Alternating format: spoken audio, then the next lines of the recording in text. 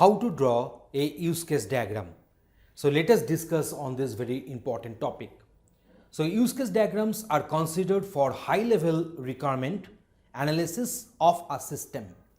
And when the requirements of a system are analyzed, the functionalities are captured in use case diagrams. So we know that use cases are nothing but the functionalities within the system. And these functionalities will be invoked by some initiators, maybe some actors. And these actors may be working inside the system or from the outside of the system. That means internal actors or by the external actors. When we say that use cases are nothing but the system functionalities written in an organized manner, the second thing which is relevant to use cases are the actors.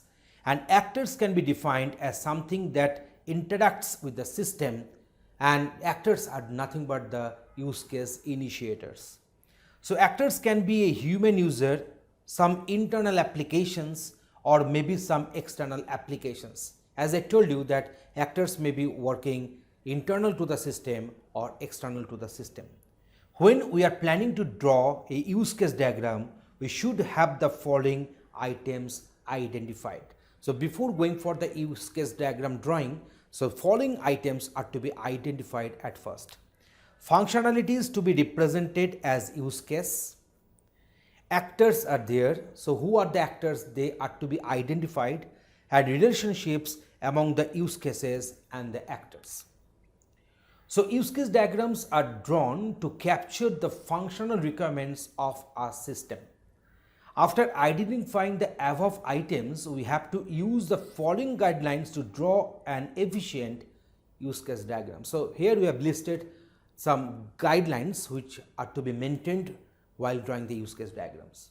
So the name of the use case is very important. The name should be chosen in such a way that it can identify the functionalities performed. So the name of the use cases must be selected in a such a way that from the name event we can get the purpose of the use case. So the nomenclature of these use cases must be done in a very intelligent way, so that from the very name we can get the idea that what is the purpose, what is the operation this use case is going to perform. Give a suitable name for the actors also. So if it is a customer, so give the name as customer. If it is some operator, give the name as operator. So in this way the actors should have a purposeful name from where we can get the idea, the purpose of that actor. Show relationships and dependencies clearly in the diagram, and do not try to include all types of relationships, as the main purpose of the diagram is to identify the requirements. So use case diagrams are mainly required for the requirement analysis. So use notes whenever required to clarify some important points. So in case of UML softwares, UML drawing softwares, we will be having options to attach notes.